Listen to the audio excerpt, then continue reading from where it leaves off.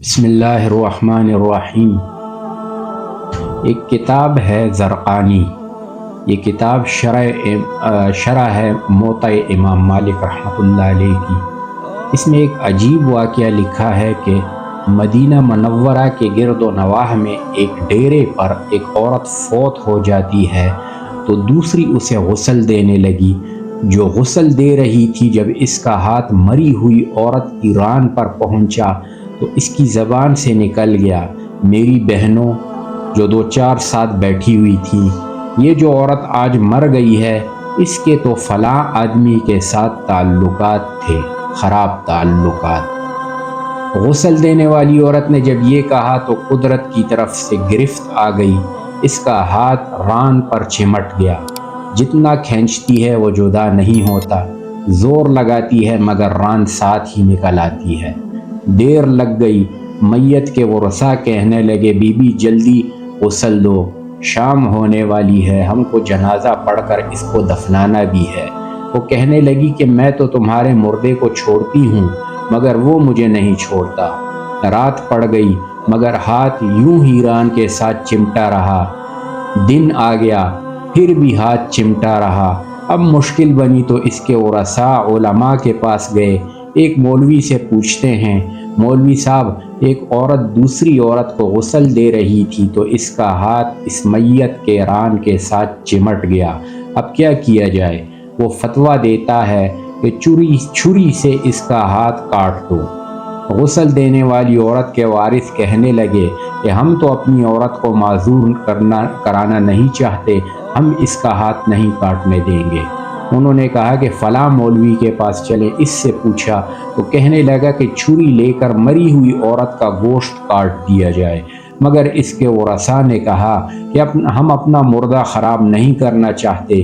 3 دن اور 3 رات اسی طرح گزر گئے، گرمی بھی تھی، دھوپ بھی تھی، بدبو پڑنے لگی، گرد و نواح کے کئی دیہاتوں تک یہ خبر پہنچ گئی۔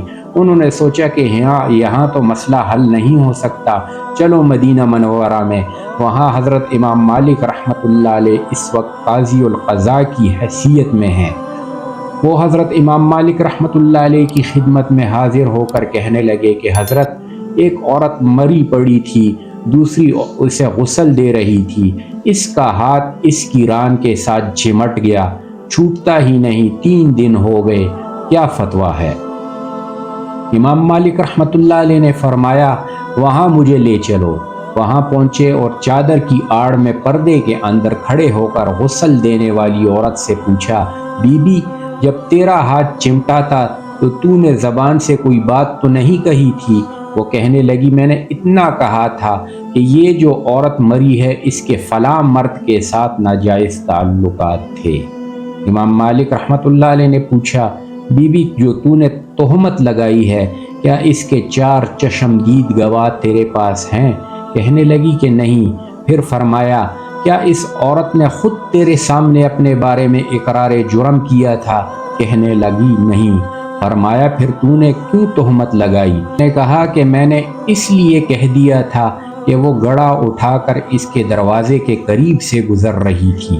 یہ سن کر امام مالک رحمۃ اللہ علیہ نے وہیں کھڑے ہو کر پورے قرآن میں نظر دوڑائی، پھر فرمانے لگے کہ قرآن پاک میں آتا ہے والذین یرمون المحصنات ثم لم یاتوا باربعۃ شہداء فاجلدوہم 80 جلدہ، سورہ نور کی آیت نمبر 4۔ جو عورتوں پر ناجائز تہمتیں لگا دیتے ہیں پھر ان کے پاس 4 گواہ نہیں ہوتے تو ان کی سزا ہے کہ ان کو 80 کوڑے مارے جائیں۔ تو نے ایک مرد و عورت پر تہمت لگائی، تیرے پاس کوئی گواہ نہیں تھا، میں وقت کا قاضی القضاء حکم دیتا ہوں جلادو اسے مارنا شروع کر دو۔